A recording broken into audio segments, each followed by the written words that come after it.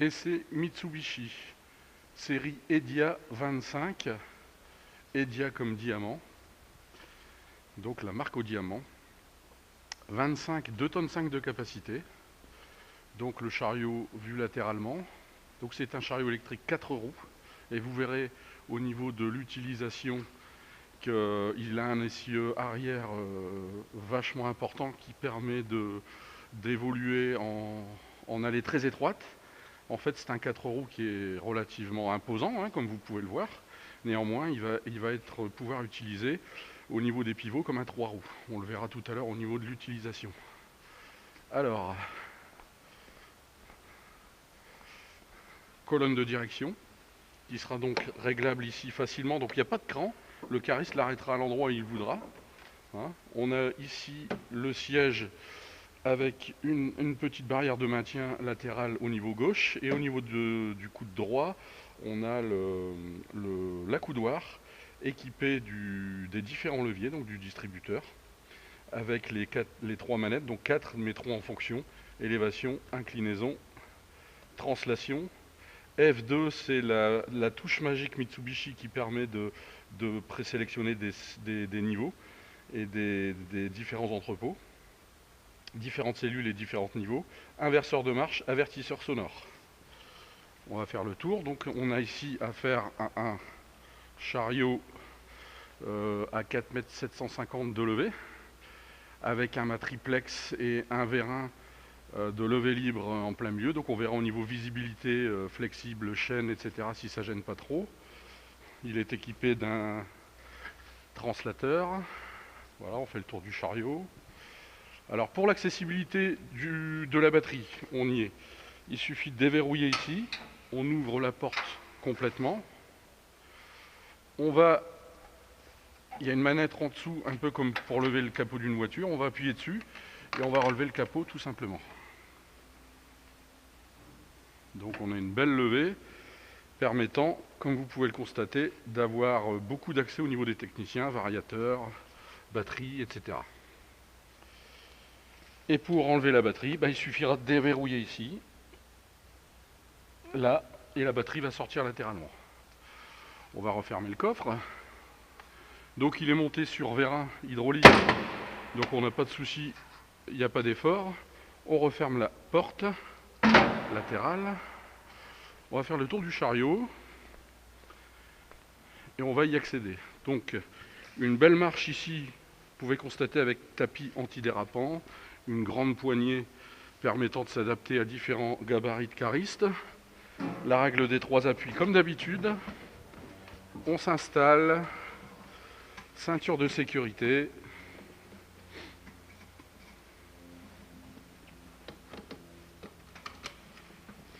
la clé de contact, bouton d'arrêt d'urgence. Comme vous pouvez le voir, on a un display vachement dynamique qui est coloré, avec le témoin de charge batterie, l'heure d'utilisation, la date, la vitesse, les fourches si elles sont horizontales ou pas.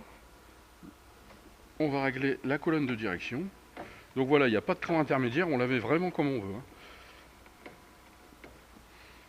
Distributeur, élévation, descente,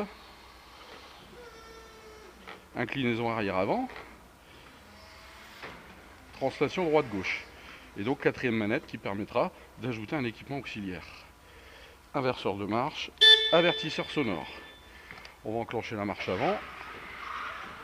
Fourche à 15-20 cm du sol. Et on va amorcer un petit slalom marche avant. Donc la direction est très souple.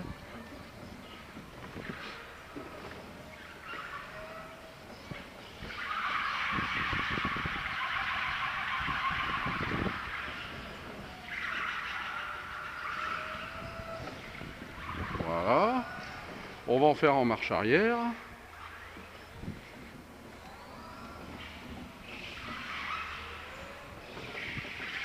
On va aller chercher une palette dans le paletier. Donc comme je vous disais, c'est un chariot 2 tonnes 5, 4 roues, mais qui va réagir comme un 3 roues. C'est-à-dire qu'on pourra utiliser le chariot en allée étroite Donc le point de repère d'un 4 roues qui réagit comme un 3 roues, c'est l'axe de la roue avant sur le milieu de la palette. Voilà. On est positionné juste devant la charge. On va juste reculer un petit peu pour une marge de sécurité.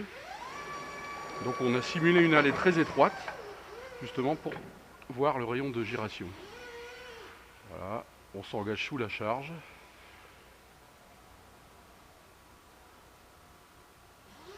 Prise de charge, les fourches bien horizontales, un petit coup d'œil arrière avant de reculer. On incline en arrière, on baisse. Voilà. Et regardez, les plombs n'ont pas été touchés. On va aller positionner la palette ici devant le mur. On recule, fourche à 15 cm du sol.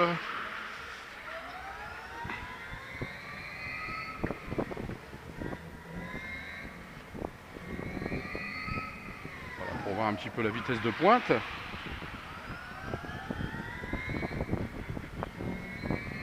Ralentisseur en courbe.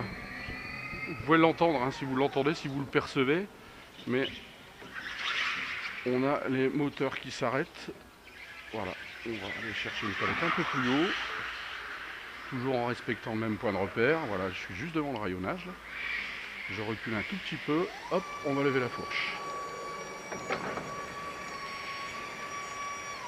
Voilà, là, on a un tout petit peu plus haut. Là, on doit être à 4 mètres à peu près. Voilà. On s'engage sous la charge. Prise de charge. Coup d'œil arrière avant de reculer.